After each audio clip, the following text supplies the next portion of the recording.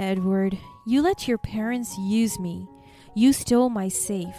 You lied to me. And you disappeared without a trace. But did you even check inside the safe before committing a crime? I don't know what you're talking about. I didn't steal anything from you. Cut the act. I know you took it, but guess what? There is no money in that safe. What? No money? But I thought you said you had savings in there. I did say that, didn't I? But I replaced the money with something far more valuable. My name is Mary. I am 58 years old and I have always loved saving money. It all started when my mom opened a savings account for me as a kid, and I got hooked on watching the numbers in my passbook grow. So I diligently saved bit by bit, starting with just $1. Seeing my savings grow by a few cents in interest each year always brought a delightful surprise to my younger self. Soon enough, my interest in finance grew to be my career. At the age of 27, I started working as a financial planner and giving people advice on asset management. One day, a friend from college asked me to help an old childhood friend named Edward, who was in serious trouble due to gambling and his parents' debt. I agreed to meet him and see how I could assist.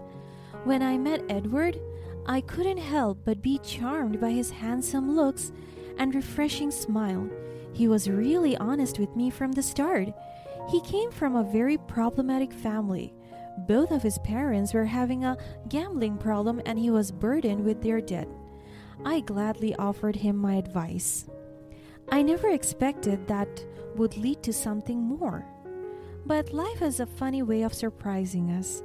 As time went by, I found myself drawn to Edward's vulnerability and honesty. Despite his troubles, there was a spark in his eyes that showed he genuinely wanted to change his life and support his parents. He didn't try to hide anything. I admired his courage to open up about his struggles, and it made me want to help him even more. As I started giving him advice on how to consolidate his debts and reduce his monthly payments, we spent more time together. I found myself looking forward to our meetings and enjoying his company. There was something about him that made me feel comfortable and at ease. Our friendship grew stronger, and I found myself thinking about him even when we weren't together. I admired his determination to improve his life, and it inspired me to support him wholeheartedly. Gradually, my feelings for Edward started to change. I couldn't deny the fact that I was falling for him. His caring nature and genuine personality drew me in, and I realized that I wanted to be more than just a friend to him. It wasn't easy to admit my feelings, especially considering the circumstances, but I took a leap of faith and told him how I felt. To my surprise, he confessed that he felt the same way. It was as if a weight had been lifted off my shoulders and a newfound happiness filled my heart. Our relationship blossomed from there, and we became inseparable. Edward's smile became my favorite sight, and his presence brought me comfort and joy. We laughed together, shared our dreams, and supported each other through both the good times and the challenging ones. Falling in love with Edward was unexpected, and it happened so naturally, and I had let my guard down. Despite opposition from some of my friends, we got married, hoping that together we could face Edward's debt. My income was good for my age group, so most of Edward's earnings went toward his debt, while I provided for both of us.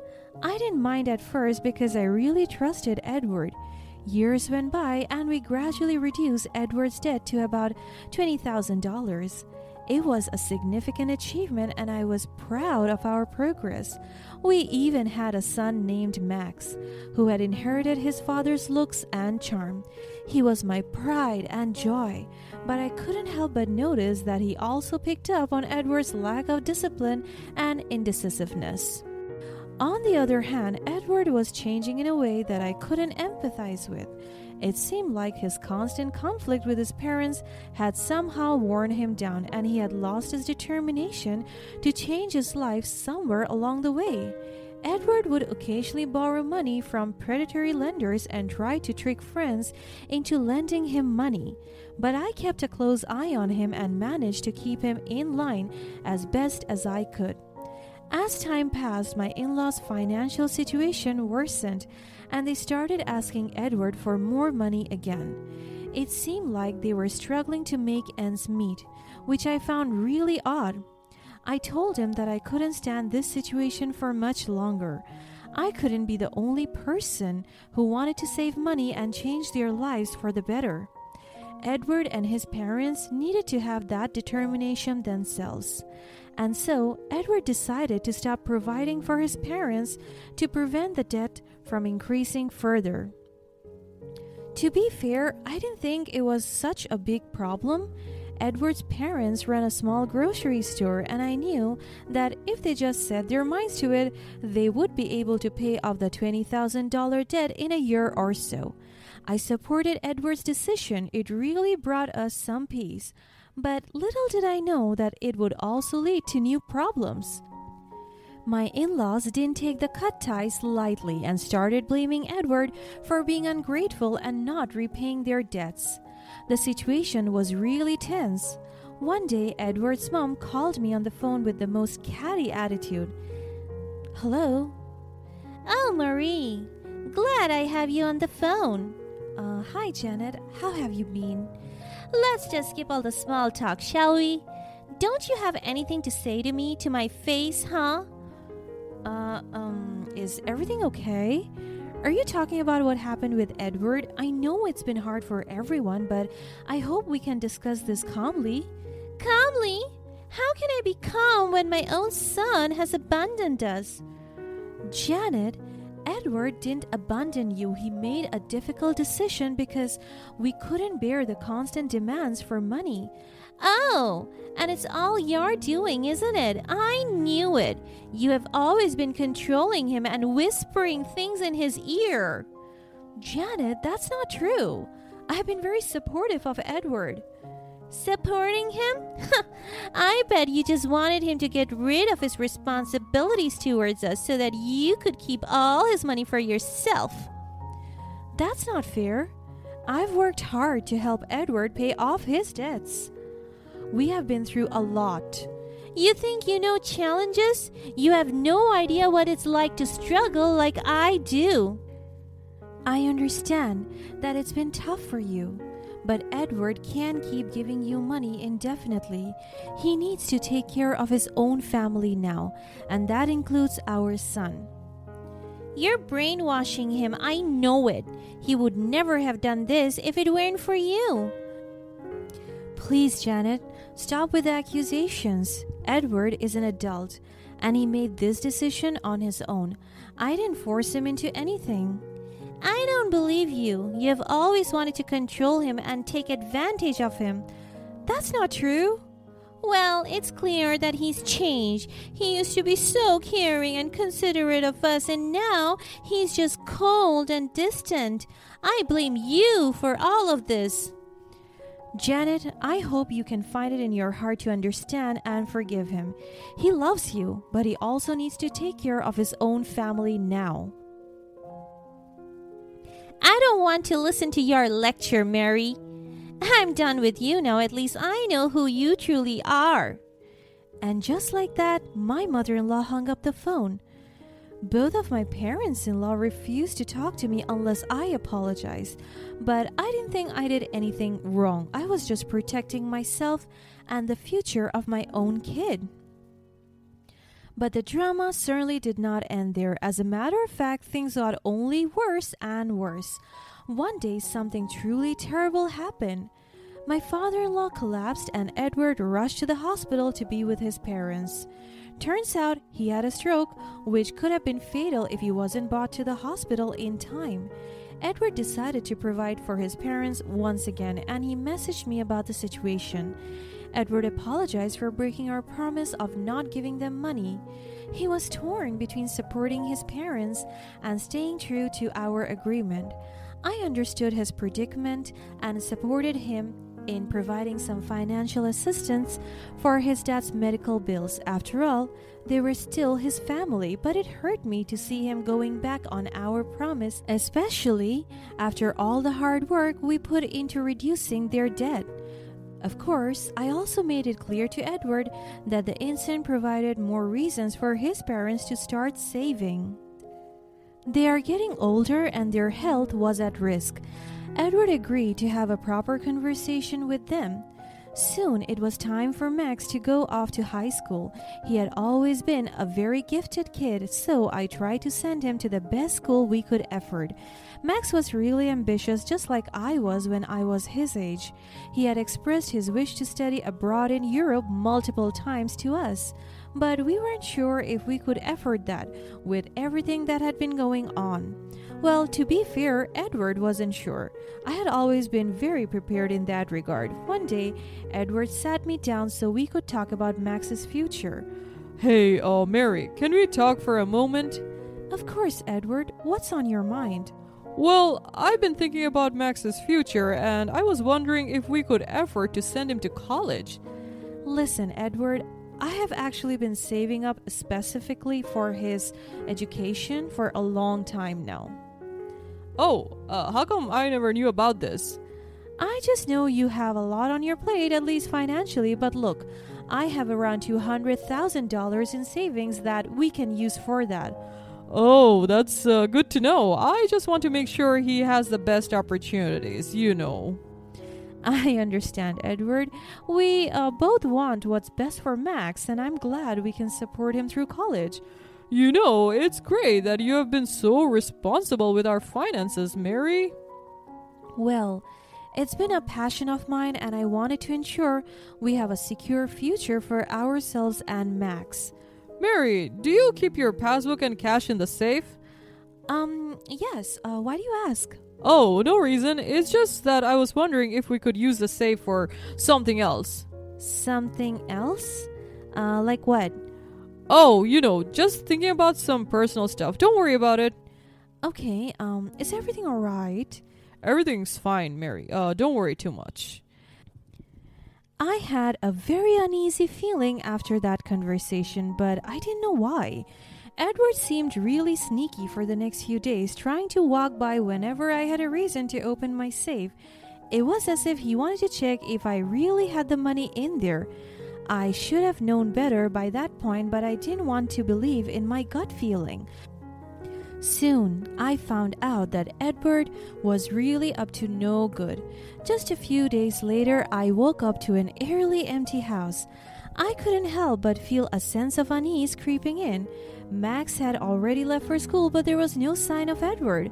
Normally, he would have been in the kitchen, brewing coffee and humming a tune, but today, there was silence. As I walked around the house, the realization slowly sunk in. My safe was also missing. Panic surged through me as questions flooded my mind. What had happened? Where could Edward have gone with the safe? Had he taken all my savings? I tried calling Edward repeatedly, but he didn't answer. Each ring echoed through the empty rooms, mocking my desperation. The calls to my in-laws were met with the same silence. They weren't picking up either. It was as if they had all vanished into thin air. Then I saw divorce papers lying on the kitchen counter. Edward had already signed. Fear and confusion gripped my heart as I clung to the hope that it was all a misunderstanding. I decided to go to the hospital where my father had allegedly been admitted. It was the only lead I had at that moment. My mind raced with thoughts of possible scenarios as I drove there, my heart pounding in my chest. Upon arrival at the hospital, I rushed to the reception desk and asked about my father-in-law. To my shock, the receptionist informed me that there was no record of him being admitted. It was like a punch to the gut. They had lied to me. My hands trembled as I called the police, my voice shaky as I explained the situation. I knew I had to report Edward's disappearance and the missing safe. The police assured me that they would look into the matter and do everything they could to catch him. Then I texted Edward. "How is it going in Texas?" Wait, what? What? You think I wouldn't know where you are, hubby? What the hell is going on? What do you know? Oh, I know exactly where you are, Edward, but I'm not going to tell you how. Not yet. What do you mean? This isn't funny, Mary. Where are you? Oh, but Edward, I thought you were the one who likes surprises. I've got a surprise for you. This isn't time for games, Mary. Tell me where you are now. No, Edward, you don't deserve to know. You don't deserve anything from me after what you have done. What are you talking about? I haven't done anything. Oh, Edward, you have done plenty. You let your parents use me. You stole my savings. You lied to me. And you disappeared without a trace. But did you even check inside the safe before committing a crime? I don't know what you're talking about. I didn't steal anything from you. Cut the act. I know you took it. But guess what? There's no money in that safe. What? No money? But I thought you said you had savings in there. I did say that, didn't I? But I replaced the money with something far more valuable. A tracker. Wait, what? The police are already on their way. They're going to put you in jail.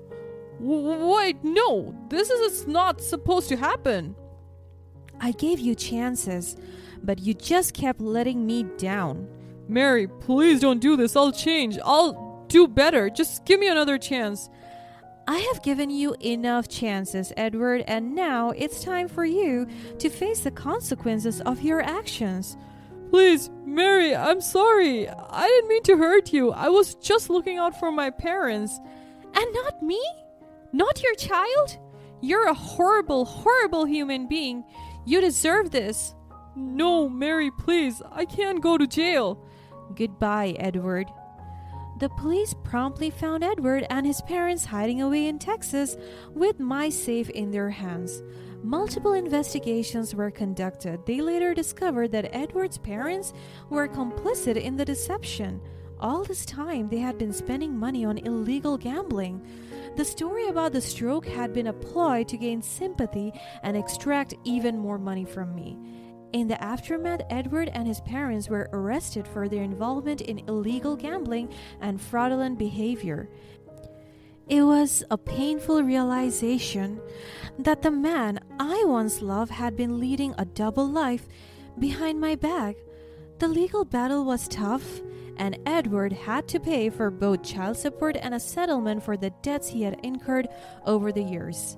Amidst the chaos, I found solace in my friends and family who supported me through the challenging times. They reminded me that I was not at fault for Edward's choices and that I deserved better. Their love and encouragement gave me the strength to move forward.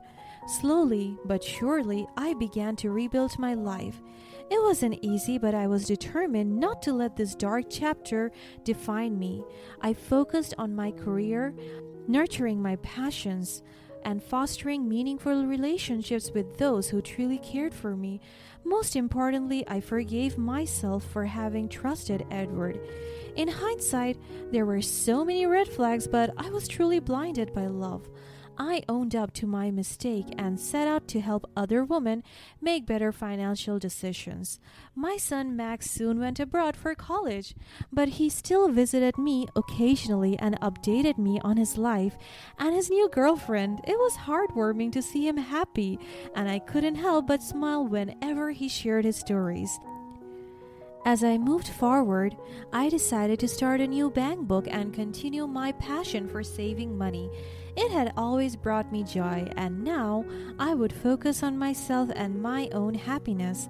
Looking back, I realized that I had been putting others before myself for far too long. It was time to live for me, to cherish my own happiness, and to let go of the past that had held me back for so many years. My life may have taken unexpected turns, but now I was the one in control and I was the happiest I had ever been.